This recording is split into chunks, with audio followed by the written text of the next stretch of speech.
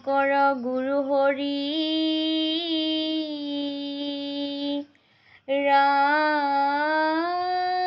ৰাম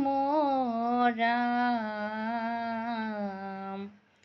হৰি ৰাম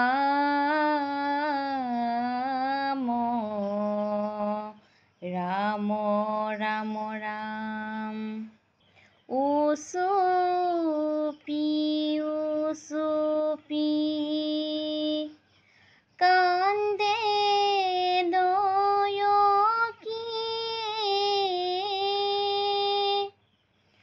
কৃষ্ণ কোলাতে লৈ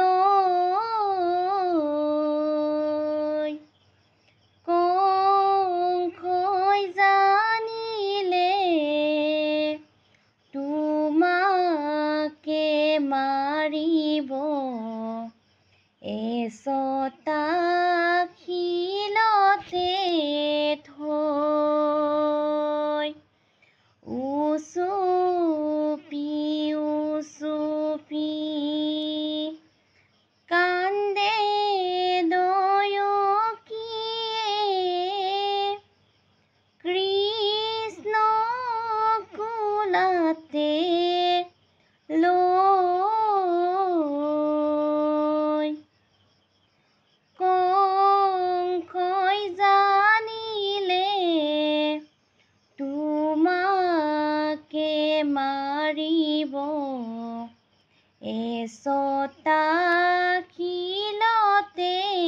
থৈ জন্মিলে হৰি শংকৰ চক্ৰধৰি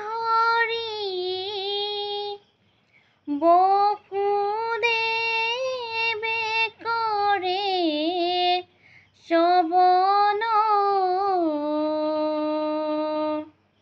দেখিলে হৰিৰ চৰণ কমল পুত্ৰ ৰূপে নাৰায়ণ উচুপি উচুপি কান্দে দয়কীয়ে কৃষ্ণ কোলাতে লৈ কংসই জানিলে তোমাকে মাৰিব এচটা শিলতে থৈ এই ৰাম ৰাম শ্যাম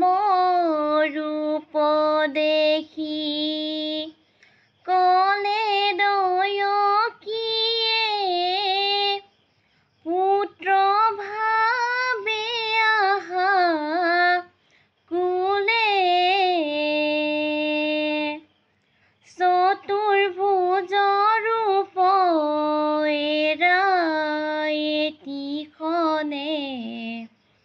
দৈৱকীয়ে বুলিবে লৈলে উচুপি উচুপি কান্দে দয়কীয়ে কৃষ্ণ কোলাতে লৈ কংসই জানিলে তোমাকে মাৰিব এচটা শিলতে থৈ ৰাম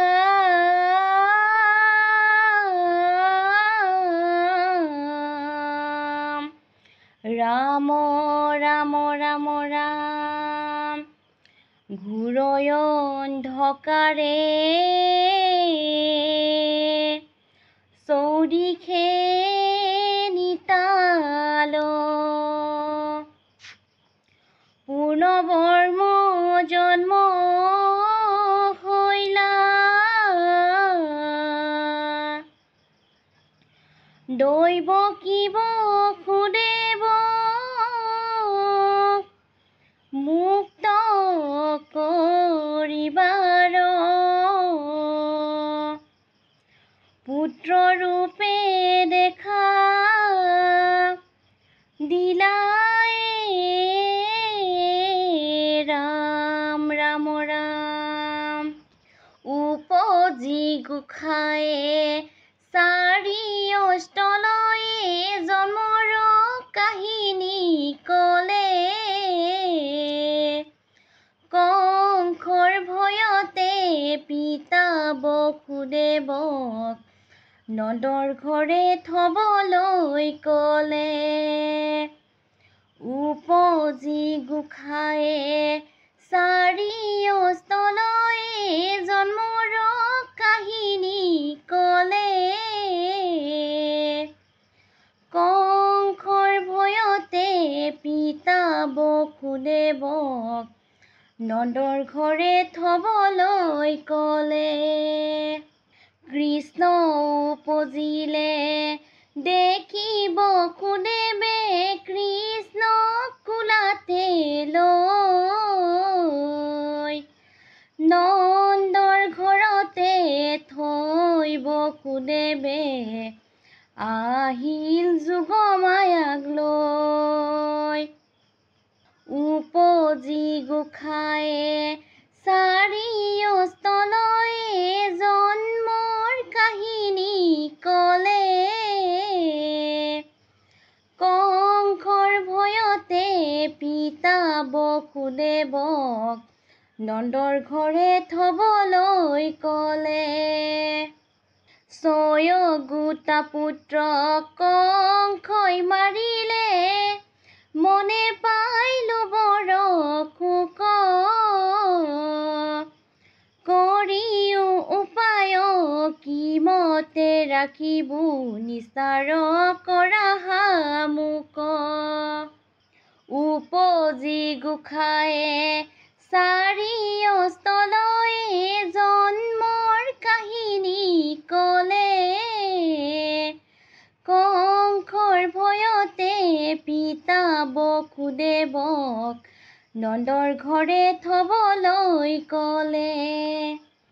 এই ৰাম ৰাম যখুৱাই কিনো তপ কৰিলা বৈকুণ্ঠৰ পতি হৰিক পুত্ৰ ৰূপে পালা যখুৱাই কিনো তপ কৰিলা বৈকুণ্ঠৰ পতি হৰিক পুত্ৰ ৰূপে পালা কিনো ভাগ্য ব্ৰজৰ লোকৰ নয়ন সাৰ্থক ৰূপ দেখিল হৰিৰ যশোদাই কিনো